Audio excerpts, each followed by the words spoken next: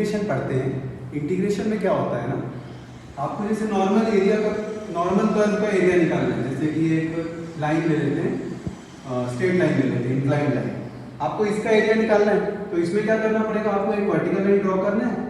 अब ये क्या है, स्टैंडर्ड एरिया है, तो ये ट्राइंगल हो गया, राइट एंगल ट्राइंगल। तो इसका एरिया निकालना हमको आता है, area equal to half into base into height हो गया। तो ये एरिया निकालना बहुत ईजी है। अब अगर कोई इस स्ट्रेट लाइन की जगह में कोई कर्व है, जैसे कि कोई पैराबोलिक कर्व है, अब जैसे स्ट्रेट लाइन का इक्वेशन हो गया y इक्वल्स टू 5x या y equals to x, parabola का इक्वेशन हो गया x square equal to 4ay या 4y।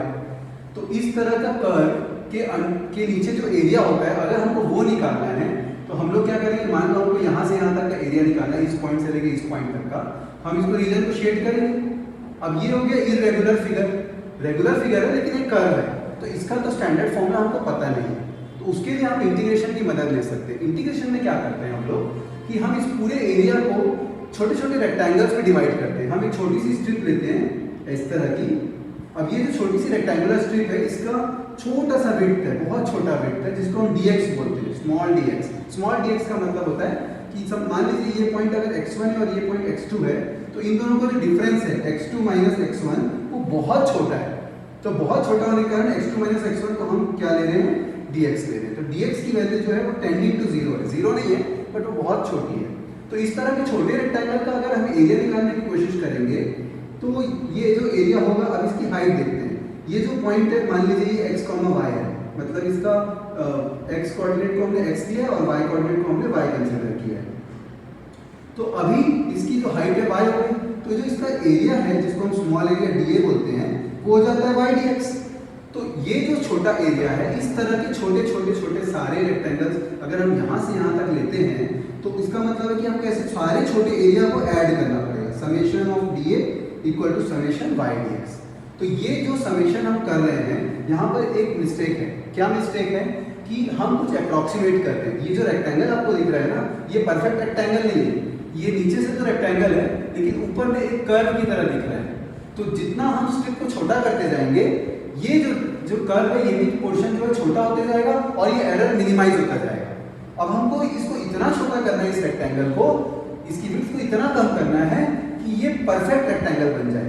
इसका मतलब ये है कि जो हम ये समेशन कर रहे हैं, मतलब ऐसे कितने रेक्टेंगल होंगे, अगर हम यहाँ से यहाँ तक जाएं तो लैक्स ऑफ रेक्टेंगल होंगे, और अगर हम इसको और छोटा करते जाए तो करोड़ों रेक्टेंगल हो जाएंगे। So if there are so many rectangles from this point to that point, तो ये जो समेशन है इसको बोलते हैं डिस्क्रिटाइज्ड स्टेप। तो अगर हम इसको कंटिन्यूअस बनाना चाहते हैं तो इस समेशन की जगह पे जो साइन लगता है उसको बोलते हैं इंटीग्रेशन।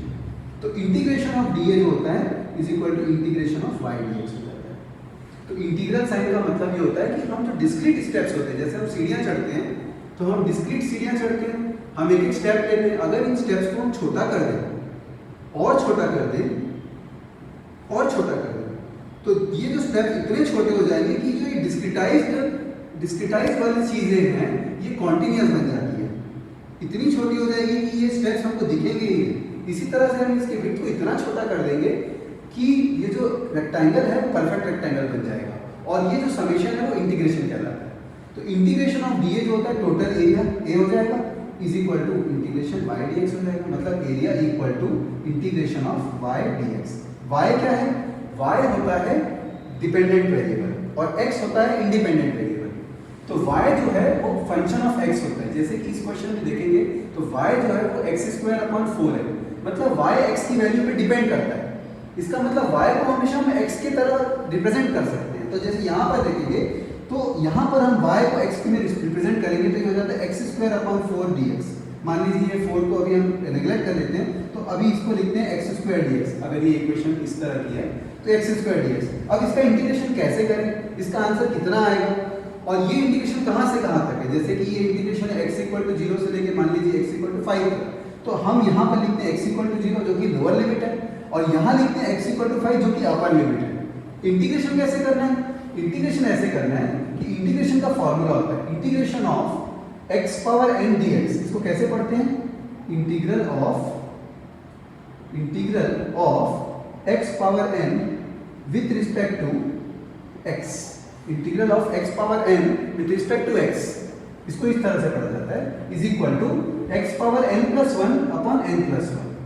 तो जैसे कि यहाँ पर integration of x square dx है, तो इसका इंटीग्रेशन करेंगे तो ये बन जाएगा एक्स क्यूब बाई 3, मतलब x का power 2 plus 1 upon 2 plus 1, that is x cube by 3।